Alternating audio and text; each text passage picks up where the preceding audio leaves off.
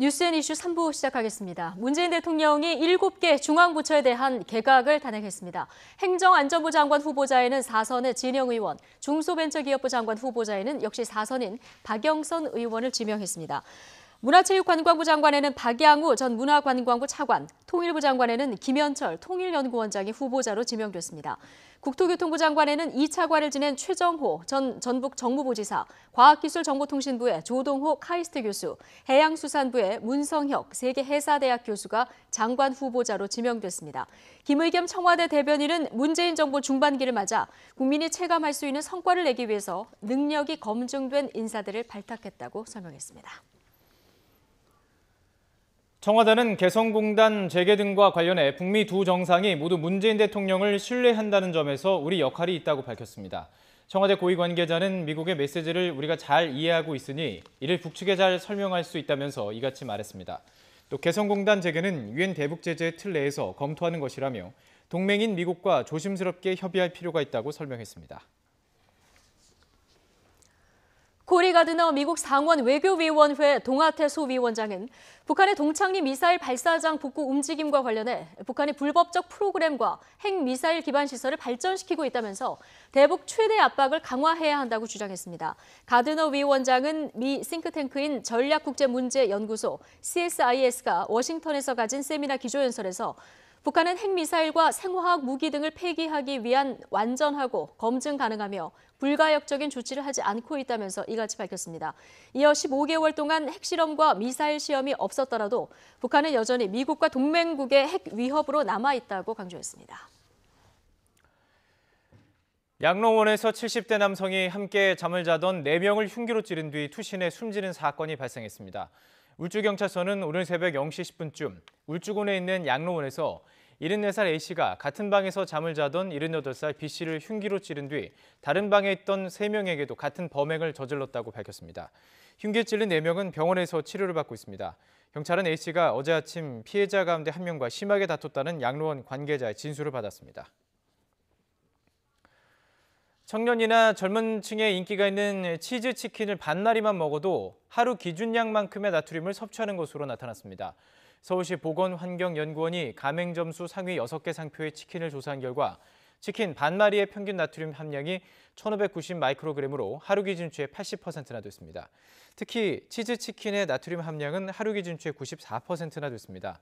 당류 함량이 가장 높은 양념치킨은 3년 전보다 더 달고 더 짜진 것으로 나타났습니다.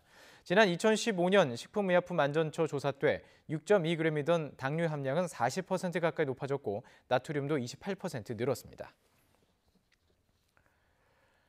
한국 GM이 연구개발법인 분리 당시 산업은행이 약속했던 준준형 SUV 개발권을 중국에 넘길 것이라는 주장이 나와서 논란이 일고 있습니다.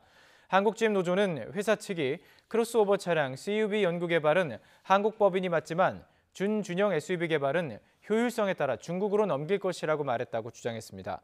이에 대해 한국 GM은 변동사항은 없다며 차세대 준중형 SUV와 새로운 CUV 제품에 대한 차량 개발을 계속 주도할 것이라고 해명했습니다. 지난해 국내에 수입된 미국산 승용차가 처음으로 5만 대를 돌파한 것으로 집계됐습니다.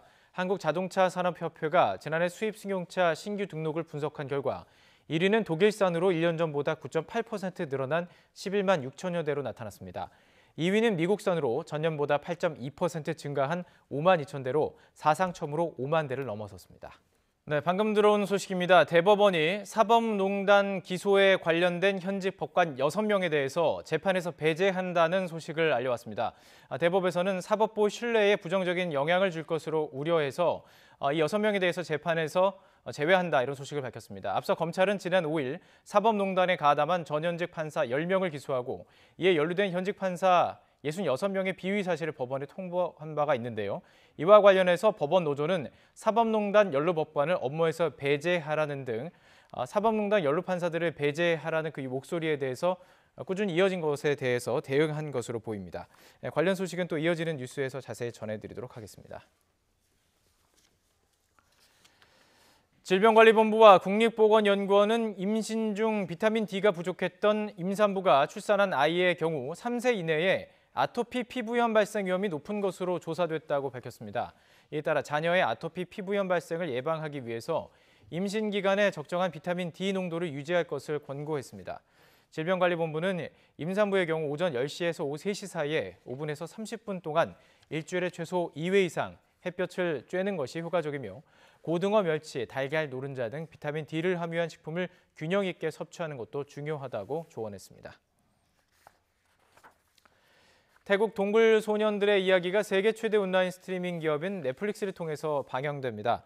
더 네이션 등 현지 언론에 따르면 정부 대변인은 웨라촌 수콘다파티팍 중장이 브리핑에서 동굴 소년들과 접촉할 수 있는 독점권을 가진 제작사인 SK글로벌 엔터테인먼트가 이들의 이야기를 소재로 넷플릭스 오리지널 시리즈를 만들 것이라고 밝혔습니다. 네, 금요일 뉴스의 뉴스 마치겠습니다. 네, 잠시 뒤 2시에 노정면의 더 뉴스가 이어집니다. 시청해주신 여러분 고맙습니다.